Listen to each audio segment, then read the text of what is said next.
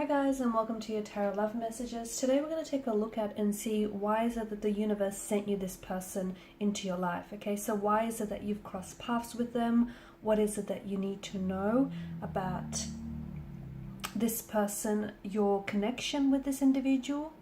And what is the reason, the purpose, the reason behind the two of you meeting each other, crossing paths with each other? Is there a lesson? Is this a blessing? Okay, we'll go ahead and see what the cards have to say about your connection with a certain individual in your life. Just reminding you all that this is going to be a general reading. For those of you that are interested in a personalized tarot reading with myself, please feel free to reach out and inquire. I will list my email address below the video where the show more section is. Otherwise, let's go ahead and let's see what the cards have to reveal to you here. Please take a moment to really focus on your person. Try and hold a visual of your person in your mind, and we'll see what exactly is the reason behind the two of you crossing paths with one another.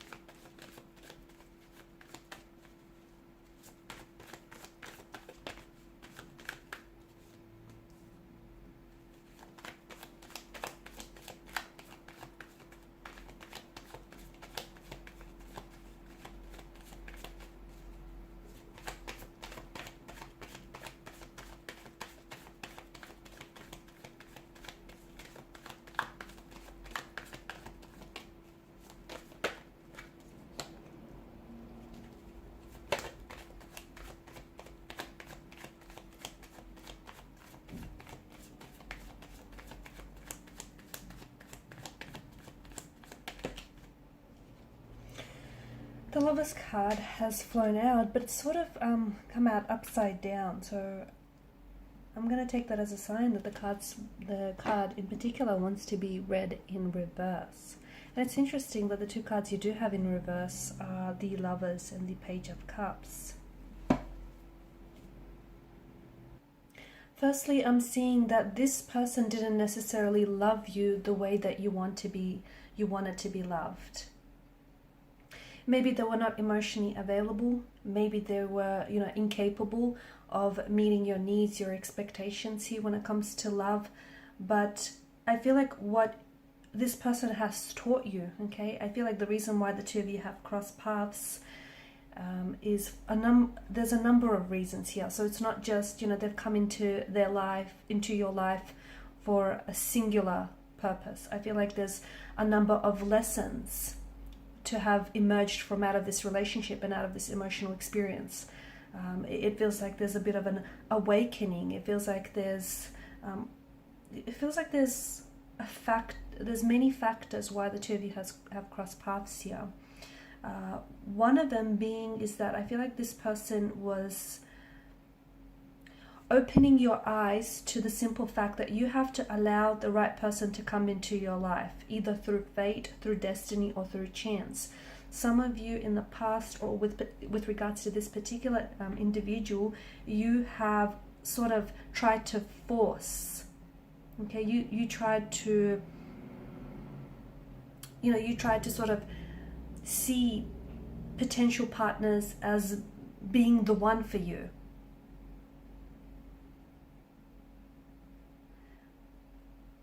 And that felt very exhausting, okay? Because maybe a lot of you were always sort of calculating.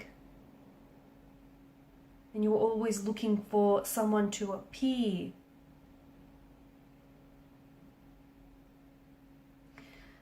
But I'm seeing what is much less exhausting is that just allow for the right person to enter your life and don't try and force a match between yourself and someone else. That is going to be far less exhausting and far more rewarding as well than you constantly trying to find the right fit, the right one, or try and force fit something to happen. So allow love to find you instead of going out to find it, if that makes sense. Okay, so allow love to happen naturally, and that will feel far less stressful and far less exhausting in the process, rather than have something that's contrived or not necessarily real here. Also, there's this, the two of you have definitely attracted each other. Okay, like attracts like. Not in the sense that you want to attract someone whose personality is exactly like yours, but the idea behind that is you want to attract a love that attracts itself to you. But that obviously begins with you. So in order to attract a healthy partner and in order to attract someone who's going to love you the way that you want to be loved, you yourself need to be that healthy partner.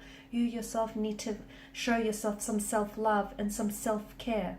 You yourself need to show yourself kindness, love, and compassion, and only then can you attract, right? The idea behind the law of attraction, or like attracts like, is that the energy you give off is then attractive to others. So being positive and being confident with yourself and with who you are is most certainly going to attract a love that is similar to you in its own time. But again, just allow, love shouldn't be a burden here. And for some of you, I'm getting that you've honestly exhausted yourself in the process trying to make this connection happen. And even though I'm not saying that there wasn't an emotional connection or there wasn't feelings of love involved, it just felt like you were a lot more invested and you were really exhausting yourself in the process. You were really expediting yourself and finding the right person, or just trying to make this happen. It's a funny thing, if you let love happen naturally, it most certainly will walk through the door unexpectedly when you least expect it. But for some of you, it shouldn't be burdensome. It should be fun. That's what it should be, right? Not burdensome, but fun. Patience, it's also taught you this connection with this person, okay, this particular individual. It's also taught you, it can, there's the whole notion of the right person at the wrong time. So just because it didn't work out, it doesn't mean that it might not work later down the track. But just allow yourself to learn the lessons that it's taught you about yourself as an individual, about yourself as a romantic partner here, as a husband, as a wife, as a girlfriend, as a boyfriend here. Patience is going to bring the right person along, okay? But patience is the key to finding that right person, or letting love find you. Rushing into finding someone or making just anyone fit that profile of being the one is going to open you up to the vulnerability of falling for the wrong person, okay? Falling for the wrong one, or just someone who might be looking for a bit of fun or a bit of a casual fling, okay? So it all begins with you, and I'm seeing that there's a lot of lessons with regards to this connection, okay? They loved you, but not in the way that you wanted to be loved, okay? They couldn't necessarily, maybe you wanted commitment and they wanted a little bit of fun, okay? So I think there was, essentially this person came into your life and it's like they held up a mirror to you, and this person reflected back to you things about your shadow self, shadow aspects about yourself that you need to work on, okay? You've definitely attracted this person into your life, okay? Every person that comes into your life, okay, every positive or negative experiences is a direct manifestation of your thoughts, of your attraction here. So you've attracted this person just as they've attracted, them into your life. You into their life. But I don't know that this is your forever person, because we do get with the Lovers in reverse and the Page of Cups, we either get that this is a connection that's ended, perhaps temporarily, or perhaps, for the long haul. But it was not for nothing. There were so many lessons and there was so much growth that has come out of it. I mean, was it uncomfortable? Was it challenging? Was it tumultuous? Yes. But Was it burdensome? Yes. Was it fun at times? Yeah, it was. And you know, was there love? Yes. Maybe not as much as you want it to have been. Was there lust? Yes. I mean, you know, there was a lot of goodness to have come out of this, and there was a lot of lessons. Okay, so both a blessing and a lesson.